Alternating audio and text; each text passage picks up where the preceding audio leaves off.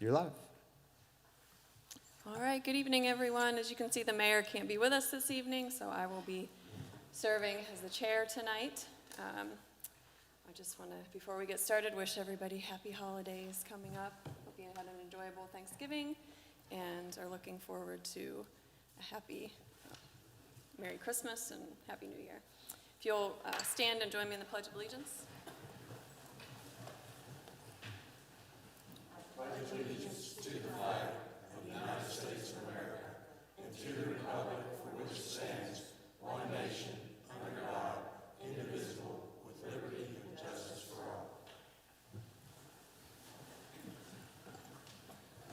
I'll call this meeting of the Elkins Common Council to order and ask Rachel to do roll call, please. Councillor Bross-Fragonera. Here. Councillor Chenoweth. Here. Councillor Kwanzo. Councillor Friddle. Here. Councillor Guy. Councillor Higgins. Here. Councillor Hinchman. Here. Councillor Lowther. Here. Councillor Parker. Here. Councillor Vest. Here. Okay, you have a quorum. Thank you. We have one agenda adjustment this evening that will appear later under new business. Do we have anyone here for public comment this evening? Okay, hearing none, we're going to go down to our presentation. Tonight we have Shane Whitehair from Region 7 Planning and Development Council. Thank you. How is everybody? All right, well, as Jessica mentioned, my name is Shane Whitehair. I'm the Executive Director of Region 7 Planning Development Council. How many of you know who Region 7 is? Okay, good. So about half. I've been with the agency over 21 years. Been the director for almost 8 years. And today, what my goal is to, for those of you who do not know, is to kind of give you more information on who we are and what we do. And also, hopefully, be able to answer any questions that you may have. So this is very informal, so I appreciate if you want to interrupt me to ask a question, please do so. I'm here to educate and provide you as much information as possible so you have a better idea on who we are as an agency, because the agency is the city of Elkins. It's the Randolph County Commission. It's all the municipalities in Randolph County. So I hope it is very informative for you guys and you guys take something from it today. I passed out, or Jessica passed out, a handout for you. I'm going to spare you the boredom of reading this word for word. I will go over a lot of it because I think a lot of the information in here is very important to discuss. But Region 7, Planning Development Council, we're one of 11 in the state of West Virginia. We were established by legislation in the early 70s, and our main focus at the time was to provide technical assistance, project development services for our member governments. Now, our member governments are all the local governments in our 7-county region. And we have Barber, Braxton, Gilmer, Lewis, Randolph, Tucker, and Upshur County. That makes up Region 7. Randolph County obviously is the biggest county in our region, and the city of Elkins is obviously the biggest city in our region as well, population-wise. So our main focus is to assist our local governments with anything that may come up that they need assistance with. If you look at our region, we're very rural. A lot of the local governments in our region don't have the capacity to do a lot of the things that are required to do public works projects. For example, your sewer system, we're assisting the city in revamping your sewer system. And you look at a lot of local governments who are responsible for managing utilities. There's a lot, they don't have staff to be able to apply for funding, to develop projects, to get a project team put together, so that's where we step in. So we assist in that way. Now, we have 6 full-time people, including myself. A lot of those folks are experts at what they do. Carrie Smith is our project manager, who is working with the city right now on their sewer system improvements. Jim Marshall is also involved with developing and managing projects. We have a employee whose sole responsibility is to do funding searches, do grant applications, and obviously help in developing projects as well. Her name is Dion Allen. She's recently was hired, I think, in April. because we saw a lot of requests coming into our office from local governments who needed help in doing grant applications, looking for funding opportunities for projects that, you know, maybe the community's been looking for some time. So her main responsibility is to do those things. We have a GIS specialist. I know you guys hired somebody here recently. Stacy has been with us for almost, I think, 3 to 4 years now. So what we do in that regard is mostly on the utility side, we help utilities kind of map out all their assets to develop and organize a GIS system to be able to have everything, you know, at their fingertips to more efficiently manage their utilities. So we have been involved with numerous utilities in our region in setting up those systems. Peggy Ball, she's our administrative assistant. She's basically acts as our office manager and also helps with project development and management services. We do have one consultant. We have that basically is responsible for doing all our financial services. He's a CPA. He's been actually with us longer than any other staff that we have on board right now. He's been with us since 2007. So he's a very important part of our team as well. So how do we operate? Well, if you guys are aware, you know, there's a mandate in the legislation that requires our members to pay an assessment. Okay, that's an annual fee that is established not by the staff, but by the council. Usually, like I said, I've been with the agency 21 years, and I think we've changed it maybe 3 or 4 times.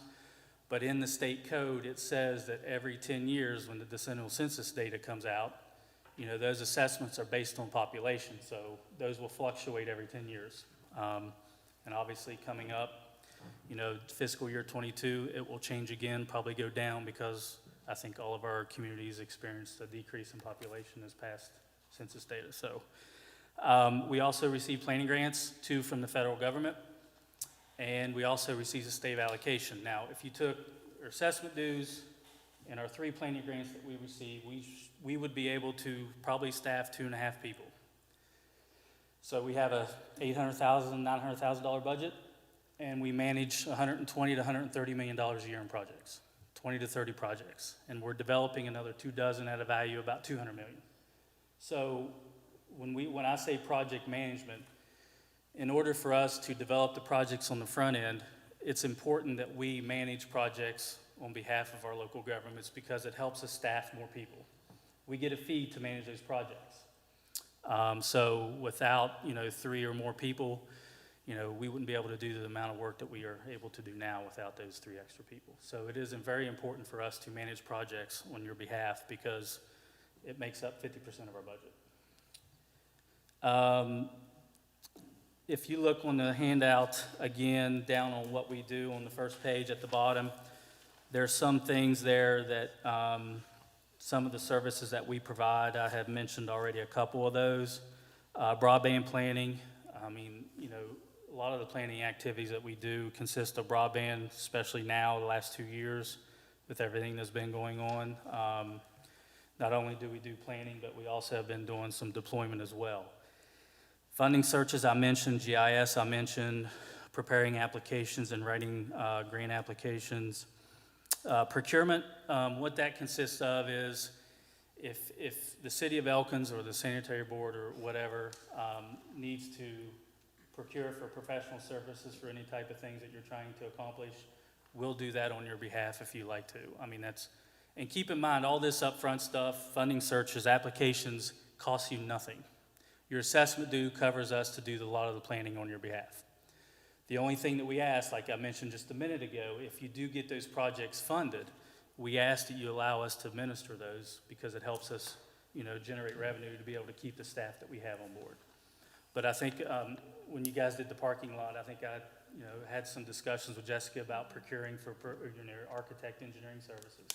We didn't charge anything for that, nor have we ever, nor will we ever, because your assessments that you pay annually and the planning grants that we receive pay for those development costs that we provide on your behalf. Moving on down the list, project development we discussed. So yeah, I mean, it's, you know, a lot of things that we do on your behalf I have mentioned before, and it's pretty complex. Any questions thus far? I'll try to speed it up so you guys can get on business. Next page, if you flip over, on the top, there's some agencies that we work with on a daily basis, federal and state. A lot of them are funding agencies, obviously. And probably the most important thing I want to make sure you're aware of is at the bottom of the page where it says Randolph County Project Highlights. You'll see the communities that we have worked with over the years and the types of projects that we have helped them, help those communities with. But on the left, you'll see that block there, our impact. I want to make sure that you understand what the staff has done for Randolph County. And this data is, has been gathered over the last 20 years. So we have assisted in bringing in over $100 million in federal and state funding. And those funding dollars have helped provide new and improved service to over 6,500 households in Randolph County. In the same, same breath, we're looking at over almost 795 jobs that were created and or retained with those dollars that we brought in. So, we're pretty proud of that. We don't market ourselves, I guess, in that way, but, we do feel like we, have a hand in helping our communities out, and we're very proud of that. So, a couple other things I want to mention. Some misconceptions about Region 7. I had mentioned this before. We do not charge a fee to develop projects or prepare applications. The other kind of misconception that we get, I guess, some bias toward us is we only work on water and sewer projects. That's not the case. Randolph County Development Authority is a perfect example. We helped with the expansion of Armstrong here recently. We're currently working with them on a couple other projects that they have, so we're very excited about that.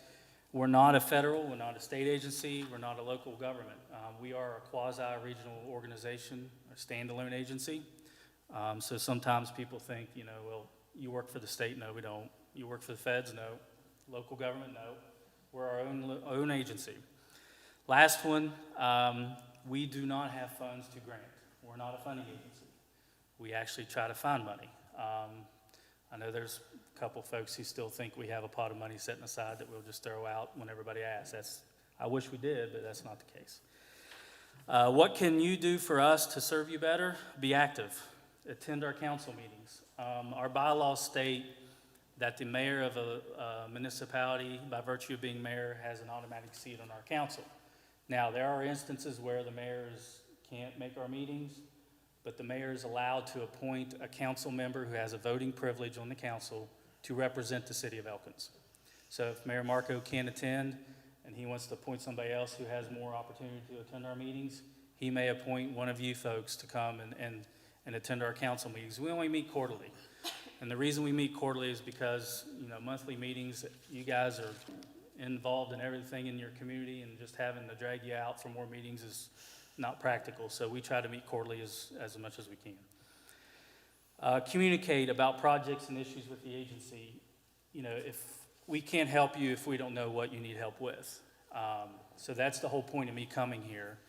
We try to do this once every 3 or 4 years. There's a lot of turnover on councils, and there's some turnover at our level as well. So we try to make sure that that we're here, okay? And we're here to help you and try to help and implement all your initiatives that you have on board. So last one, be supportive of the agency and its staff. We do important work. We consider ourselves the staff of the city of Elkins. And I know some of you are probably being introduced to this for the first time, but I hope you feel the same. I know Ms. Guy, she used to be mayor of Elkins. She was very active in our agency before I became director, so I know she's familiar with us as well. So I'm going to quit talking. I want you guys to ask questions if you have any, and I hope I cleared some things up and you learned something a little bit today. So, any questions? Shane? Yes. If I may. Yes. Dave Parker. Uh-huh. Under project development, Yes. you've got project management, administration, the administration part, understand. Could you flesh out the project management piece of it a little bit? Sure. So, for example, if we help a community apply for funds, federal, state funds for a project, a lot of times those funding programs come with a lot of regulations and policies.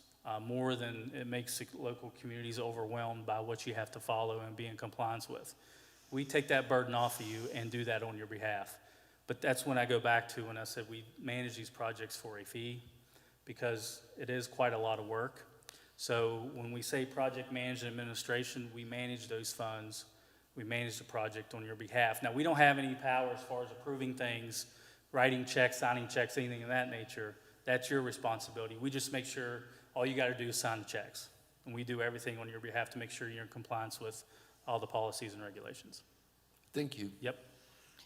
And when you, it has up to foster community and economic development. So most of the examples that are on here are mostly economic or infrastructure Yes. type of thing, rather than truly community development.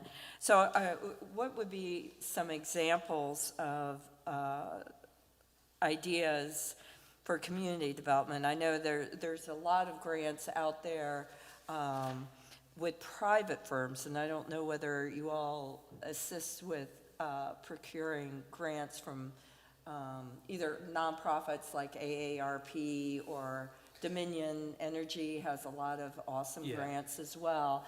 Or do you mostly focus on federal and state agencies for grants? Or? Not necessarily, no. It depends upon the request that we get from the community or the organization within the region as to what agencies we seek or apply to.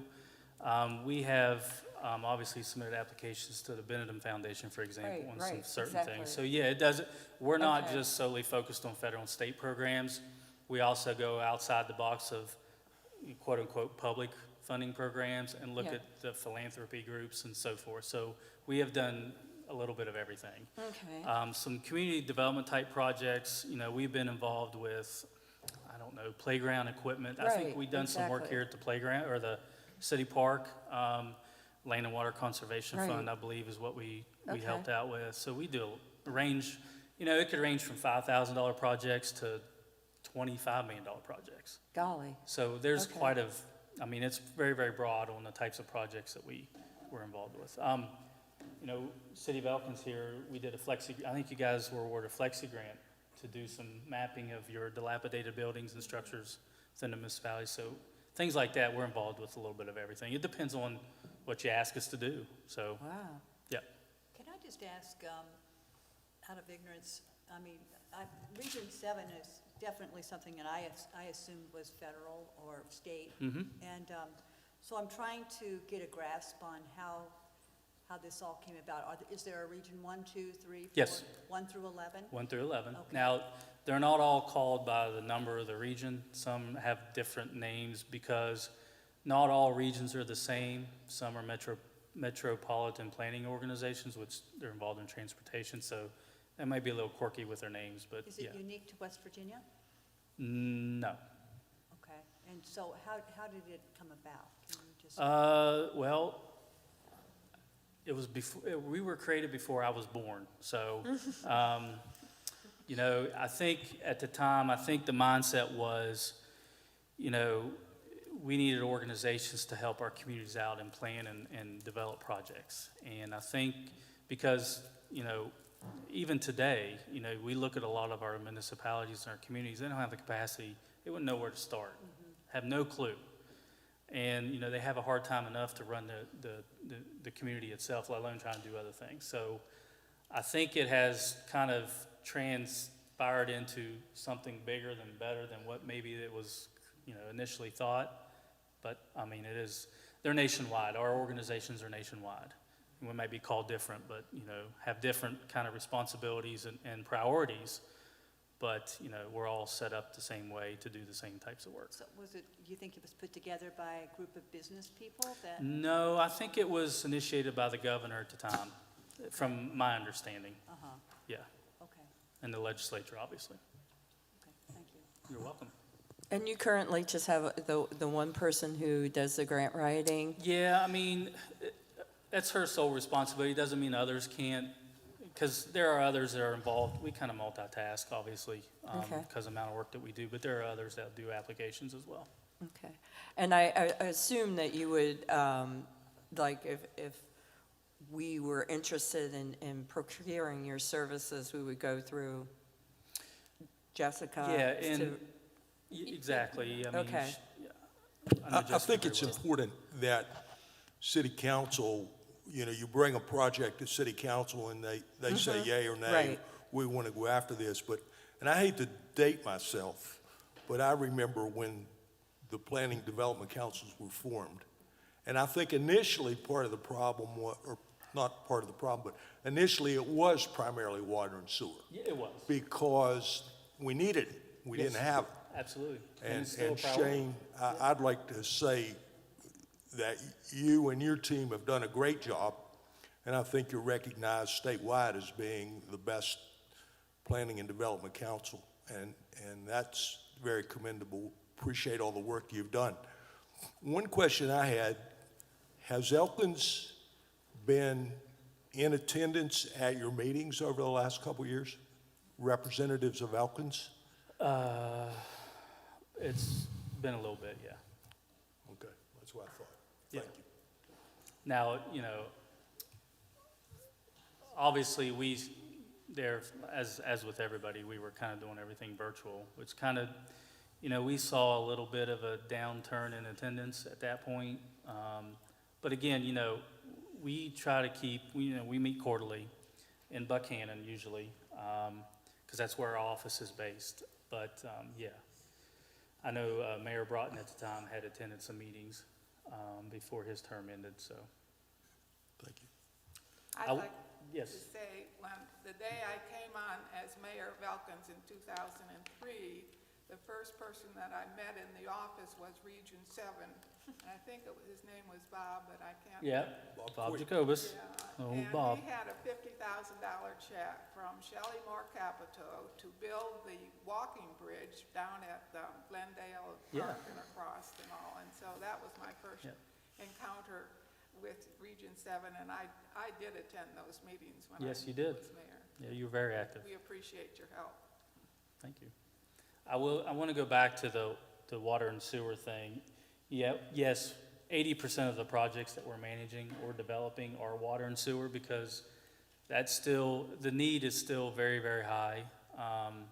And it is a priority of the region is to try to develop and improve those systems and obviously extend the services as well. So, and I think, you know, it has always been that way since I've been with the region. So, and I think it will continue to be that way because it is such, you know, our systems are so dilapidated and you know, there's a lot of improvements that are needed. And they're getting very, very expensive, obviously, so. You mentioned working with Bruce Hardwood when they decided to expand. When a corporation like that decides to expand in a rural area like this, what part do you all play in that expansion? Well, keep in mind that Robbie Morris, who I work with, unfortunately have to work with, I'll say. No, I'm just kidding. I like Robbie. He's obviously, when it comes to those types of projects, the local economic development authorities are the go-to agency with those. And then if he needs any assistance in looking at federal, state funds to maybe do expansions or anything of that nature, that's where we come into play. We're never involved with the recruitment or retention of businesses in the community. That's why the local economic development authorities exist. We just provide that collaboration and support if there's some funds that are needing to, you know, expand an entity, you know, add on to a building or provide infrastructure to an industrial park, things of that nature. Okay, thank you. No, you're welcome. Any other questions? Thank you, Shane. We appreciate you coming. No problem. I know Melody has really appreciated all the help that she's received from Carrie recently, so you've been a big Yeah. support to our Yeah. community. So it was nice seeing everybody. Thank you, Shane. Yep, Thanks. have a good evening. Thank you. All right, moving down our agenda, we have two sets of minutes to approve. Minutes proposed for the public hearing of November 18th, 2021. So moved. Did you get that? Okay. Any questions or comments? All in favor, say aye. Aye. All opposed? Motion carries. Minutes proposed for the regular council meeting of November 18th, 2021. Motion to accept is presented. Any questions or comments? All in favor say aye. Aye. All opposed? Motion carries. Down to new business, we have Ordinance 291, an ordinance of the City of Elkins, West Virginia, authorizing the governing body to submit a municipal home rule amendment to the approved written plan to the Municipal Home Rule Board. This is the second and final reading. So moved. Any questions or comments? All in favor say aye. Aye. All opposed? Motion carries. Ordinance 292, an ordinance of the City of Elkins, West Virginia, revising and amending Elkins City Code Section 71.99 regarding penalties for parking offenses. This is the second and final reading. So moved. Any questions or comments? All in favor say aye. Aye. All opposed? Motion carries. Ordinance 293, an ordinance of the City of Elkins, West Virginia, revising and amending Elkins City Code Section 152.245 regarding meetings of the Board of Zoning Appeals. Second and final reading. So moved. Any questions or comments? All in favor say aye. Aye. All opposed? Motion carries. Ordinance 294, an ordinance of the City of Elkins, West Virginia, to vacate, abandon, and close that certain public right-of-way between Lot 25, Block C of the first section, the Hillside Addition, and Lot 26, Block D of the second section of the Hillside Addition to the City of Elkins. This is the first of two readings. I'll make the motion to accept. Any questions or comments? All in favor say aye. Aye. All opposed? Motion carries. Down to Resolution 1476, adopting fines and penalties for violations of parking provisions. Motion to approve. Questions or comments? All in favor say aye. Aye. All opposed? Motion carries. Resolution 1477, approving full-time regular employee status and confirming a compensation level for L. Gasnola. Motion to accept. Any questions or comments? All those in favor say aye. Aye. All opposed? Motion carries. Approval of vendor invoice payments for the period of November 15th through the 26th. I move we accept the AP. Any questions or comments? All in favor say aye. Aye. All opposed? Motion carries. Down to correspondence and notifications. You'll have in your packets the issued building permits and one event. Down to committee reports. Counselor Chenoweth. No report, except to say that the Personnel Committee will meet next week, December 9th at 12 noon here at City Hall. Okay, thank you. Counselor Guy? No report. Counselor Hinchman? No changes. Next meeting is next Monday at 10 o'clock in Finance. Counselor Fiddle?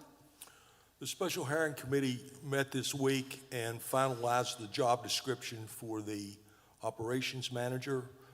After a meeting with the Finance Committee on Monday, that job description and ad for soliciting applicants will go out.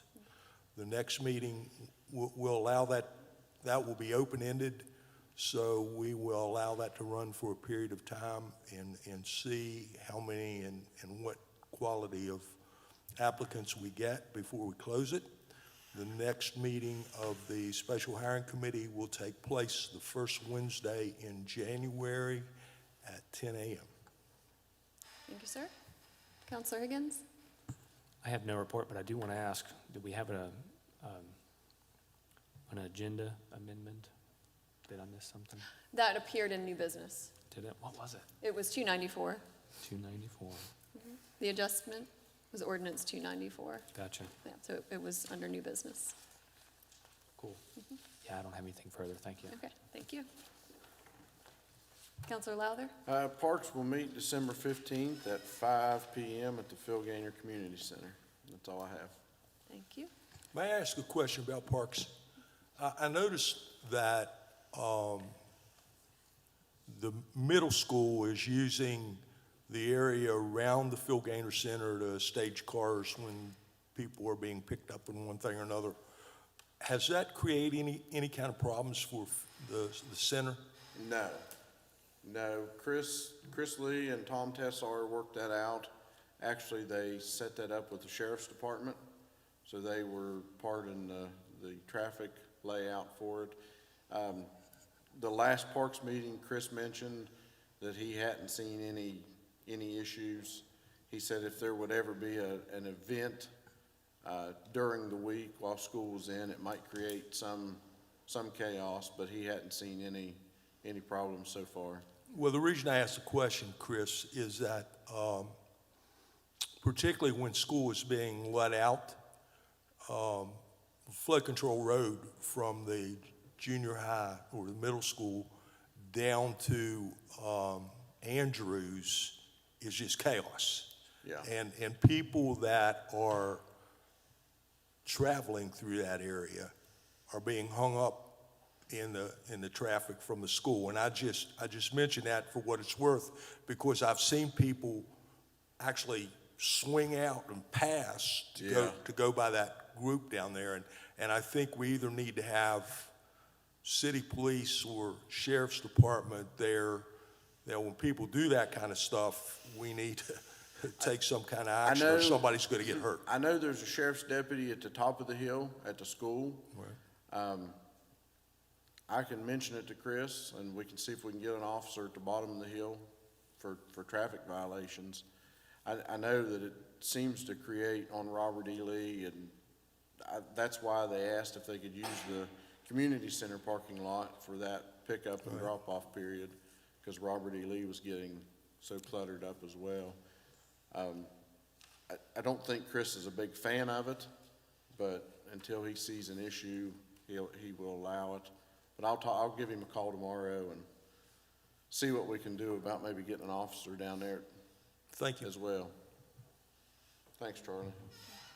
I had a question as well, because some folks have asked me about the lighting in City Park, what the status is of that, or do you know? So we are waiting on some more parts to come in. Oh, okay. There was a delay in getting some of the. Like everything else? Yeah. Okay. So I think Tom has the contractor lined up to do it, Fabulous. and as soon as everything comes in, we'll get started on it. That'll be a real asset. Great, thank you. Thank you, Want me Chris. to go? Yep, go ahead.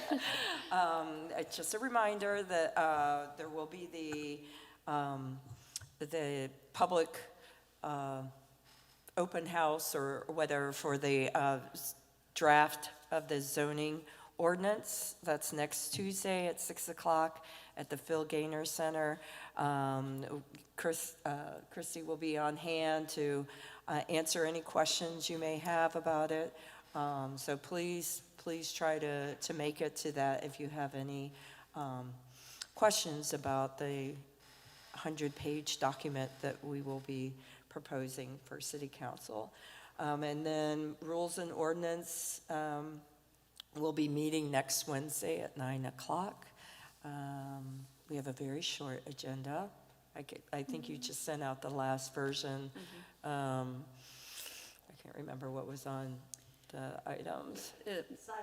Sidewalks. Alleys, and, Okay, the and some, a request from Chief Hines to revisit the burning laws. Okay. That was the recent addition.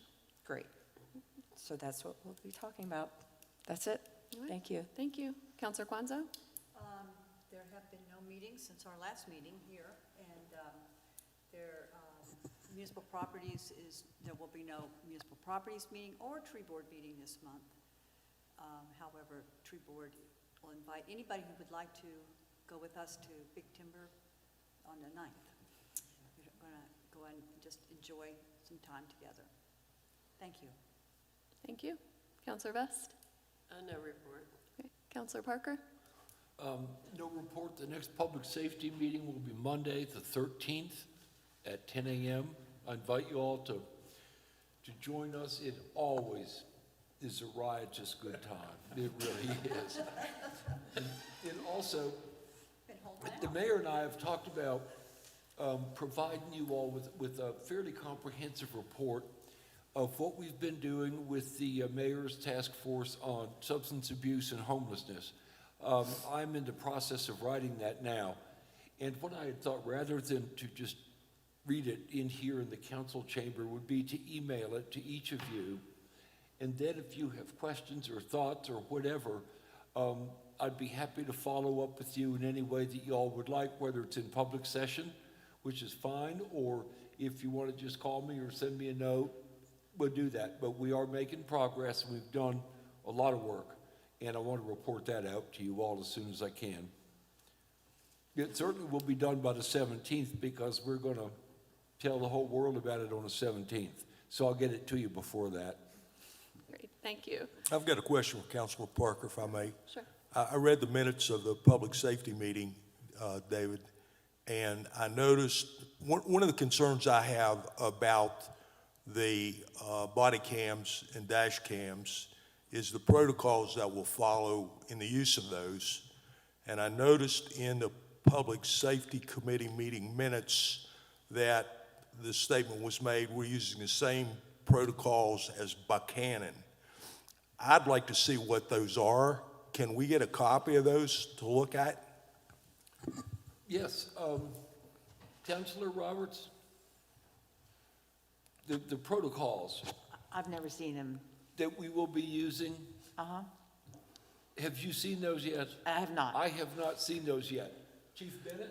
Yeah, I can answer that. I do have those, and the reason that I went with Buchanan's is because Buchanan is a CALEA accredited agency, which is the bread and butter when it comes to Can we get writing policies. Can we get a copy of them? Yeah, I can get that to you. Thank you. Chief, it might be good if you would just send a copy to everybody. Thank you. Thank you, Counselor. Chief Bennett, you want to go ahead? Yep.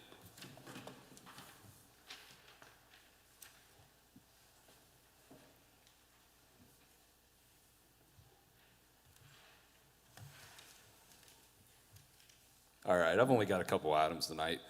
On December 13th through the 17th, I have 3 officers that are going to be attending advanced crime scene training up in Granville. We're expecting to have our last 4 vehicles, the 4 Tahoes, probably within the next 2 weeks. We spoke with Rocky Fork, and they have 1 finished, 2 are in the garage being done, and 1 more left to be done, and then they will have to go to a Chevy dealership to have the headlights reprogrammed, and then we'll be able to pick them up. So we might even see them as early as next week. And lastly, I just want to take a minute to brag about my department. On November 18th, I think it was our last council meeting, that evening we had a homicide. And when we have something like that occur, it's not that often, but when we do, it's a critical situation that has to be handled very professionally and sometimes very rapidly with what's going on. Without having to go through a phone list and call all of my guys, because this is a all hands on deck situation, they just start showing up. You know, some might be in blue jeans and civilian clothes, but they know that they're needed, they know that they're needed fast, and they just start showing up because they know what job we have. From the time that this event occurred, from the time the trigger was pulled, we secured the scene, developed information on who our suspect was, located that suspect, and took him into custody without any further incident in a little over an hour. To me, I think that is very impressive. I couldn't have asked for anything else out of these guys in that situation. When I was notified and on my way here, I'm running a checklist through my head of everything that I want done exactly as soon as I get there. When I get there and I start spouting off on these things, done, chief, we're on that, chief, we're already working on that. I don't have to set and dictate everything. They know what to do, and they just go about doing it for me. So honestly, I couldn't be happier with the way that case went. It's a shame that things like that ever happen. But when they do, it lets you really see how good your department actually is. That's all I have, but I'd be happy to answer any questions for anybody. One quick question, Chief. Sure. I read in the minutes that we lost one of our officers. Is that correct? One of them dropped out of the academy or something like that? What was that all When about? R3 went to the academy, we had one quit during the academy. Oh, okay. One was injured when he went down for the PT test, and he will be returning next month. And we had one graduate and is on the FTO program right now. So we're down one? We are still short one officer and getting thank ready to initiate testing. All right, thank you, Chief. Ms. Himes?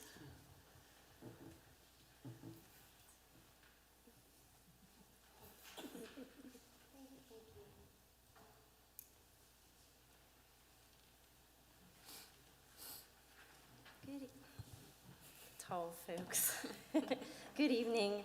I just have a few things to report on. Just still trying to catch up on some things and get some things cleared up, and it seems to get a little easier every day. I don't know if it's the holidays that are slowing down or something else, but our crews are working together. Several of the departments are working together to work on patching some of those trench open cuts, you know, that you see in the road, the fresh pavement. Some of those water leaks that happened on the freshly paved road over on South Davis and some of those areas. I think the guys are working on getting those all patched. The plant is closing this Friday, so they're working on that. Street department's still working on leaves, so they're getting the last bit that they can see. If folks want to put them in bags, they can still do that, and just give Shanna a call. They'll pick those up. Christmas lights are up, as you can see. We did get to go over to the fire department. The safety team got to go over and work with Chief Himes and Ember. She loved having everybody there, and we did a little photo shoot, so she may be in the newsletter next month. But everybody, Chief Himes just told me how it was a very effective meeting, because one of our guys from the wastewater treatment plant visited to get some tamper seals for their fire hydrants. What are they called?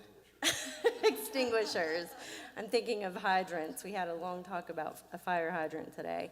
And so that was nice to get out of here in this room, and it seemed like everybody really enjoyed it, so thank you, Chief.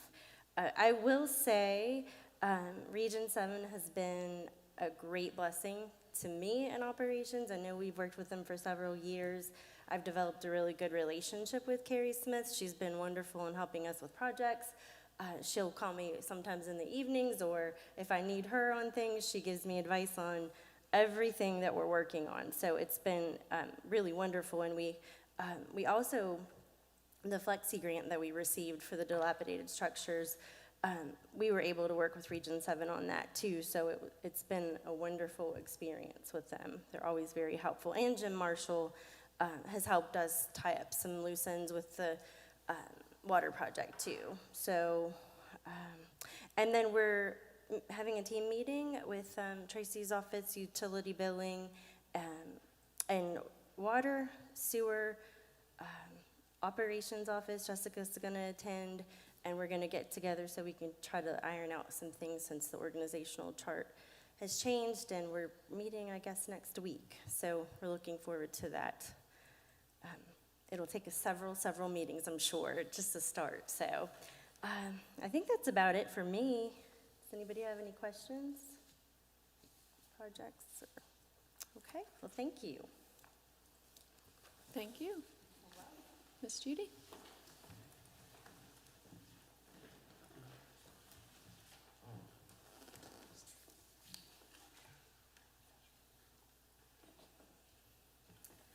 All right, so I gave you all a handout. It's titled The American Rescue Plan Act Reporting.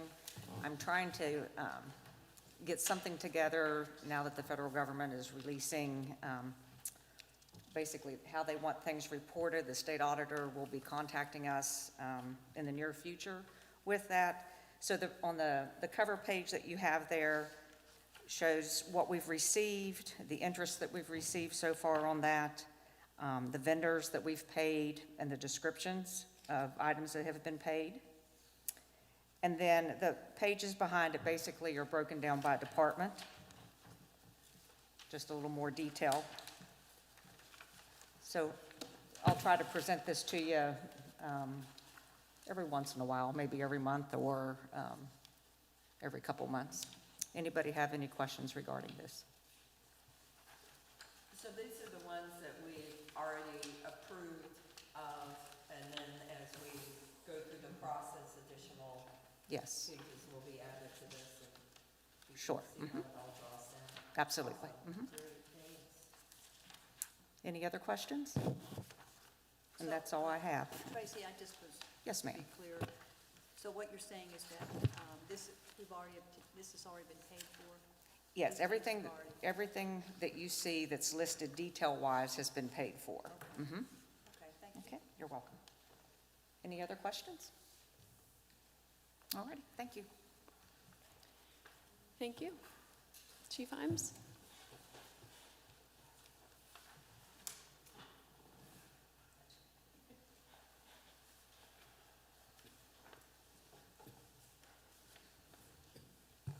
I swear Melody was in attendance at the safety meeting, so. Monthly report for November, we had 49 calls in November. No turkey fryers, but last week, but in about the last 14 days, we've responded to 6 building fires. One actually was just outside of town, started with at a generator they were using to power the house and ended up catching the side of the house on fire. 3 were last week, and we're all mutual aid fires with other departments. And we have actually had 2 in about the last 18 hours. We had one at 1 o'clock this morning on Central Street, and then made a trip to Barber County. The guys did an outstanding job on Central Street. By my review of the CAD sheet from dispatch, we had the fire pretty much extinguished and knocked down 16 minutes from the 911 call. So it's a testament to what my guys do every day or are prepared to do. Other incident of some significance, we actually had a lost 15-year-old hiker Wednesday of last week. He was found and reunited with family about 90 minutes after they called in. And in keeping with the safety tip theme for the holiday season, nobody saw me on Thanksgiving Day. That was wonderful. Make sure you keep your natural Christmas trees watered. About 100 Christmas tree fires a year. Okay, results in 30 deaths, 180 injuries, and about 56 million in property loss nationwide. It's also very popular for decorating, as we all well know. I know everybody's seen Christmas Vacation, but we usually get nationwide, there's about 160 decorating injuries. People that don't know how to use ladders very well, and our wonderful extension cords, a lot of trips and falls, things like that. So if you're buying Christmas lights this year, you're using extension cords, look for that UL label for Underwriters Laboratories. Canada has a very similar logo, and I can promise you that the regulations are not near as stringent. Anybody have any questions for me? Thank you. Thank you, Chief. Mrs. Roberts, anything to report? Nothing to report, but just I'd like to commend council on passing on second reading the ordinance that will allow for an amendment to your home rule application. You started that journey quite a few years ago. I believe Sutton was the city clerk at the time, and this will be your second amendment, and it's been a real asset to the city to be a home rule city. So I commend you on moving that along, so when January comes along and the board meets, it'll be ready to be presented. And thank you, Jessica, for your work on getting it all together. It's a lot, I know. Thank you. Just to follow up, did you have anything further? No. Okay. That upon passage of this ordinance will be sent on to the Home Rule Board along with some other documents that they require. And then a few of us will go and attend the board meeting in January in Charleston, I believe it is, and present the application at that time. And as many of you may already be aware, they will approve or deny them individually as they're presented. They'll make a decision, they'll vote and decide right then and there. So we'll have immediate response as to whether they're approved. I don't have any real concerns that they won't be approved. Some of these have been approved for other cities or things that we've discussed with them in the past, extensions of approvals that we've already gotten in the past. So I don't anticipate there being any controversy over any of it. A couple other things I wanted to mention. There was a Bza hearing held earlier this week. There was an application for a permit for a tower in the industrial park area that was denied because of the height request. So they requested a hearing. The company's attorney and several representatives came, presented their case, and based on language that exists in the current city code, there's a certain exception in there that allows for a height extension beyond what the limit is. So the BZA heard the presentation, asked some questions, and then ultimately approved that exemption. However, our city code does require, it reads that the exemptions have to be approved by the BZA and the mayor and council. So you will see that come before you at the next meeting. And I'm sorry I don't have it in front of me, but the Kump House does have some events coming up, some holiday events. There's been some posters, and you've probably gotten an email about it. So I would, do you know when those dates are? Yes, I do. The 17th through the 19th, Friday, Saturday, and Sunday from 2 until 5 each day. And we'll be having tours. The Emma Scott Garden Club is doing a fabulous job decorating it with all sorts of nativities and creches and live greenery. It should be really beautiful, and there'll be tours, and there will be activities for the children downstairs where we have a very good air filtration system down there, and refreshments. So it's free. Donations are very welcome, and so are you. So please come and see all the wonderful, Heather has been working like a dog on improving the Kump House. So if you haven't seen it lately, since all the plaster work has been done, some of the upstairs bedrooms are really in great shape. Please stop by. Thanks. Okay, thank you. And one final thing, just in addition to Melody mentioned about several of us getting together to discuss this recent change in the organizational chart. I've talked with Wes about this and Whitney as well, who are your chief operators for water and wastewater. And so we're going to work out a schedule for them to occasionally report to council. I don't know that they will both report at every council meeting, but in order to keep council informed of what the operators are doing, what the boards are doing, we're going to work out a schedule of reporting from those boards. That's all I have. Can I ask a question? About the Christmas parade? Can you give us any details of? It's tomorrow.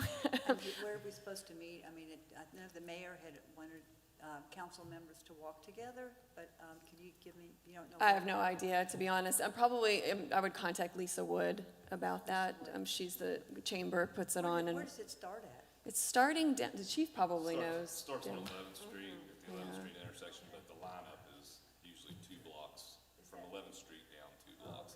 The brick road, all that will be lineup. Yeah, but I would contact Lisa, and she would be able to tell you probably exactly where to go. If I was going to ask about that too. Are any of my colleagues going to walk? I think so. Okay. If I'm not all hobbled up, I'll be there. Maybe we'll get you a ride if you are. All right, if there's nothing further? Do I have a motion to adjourn?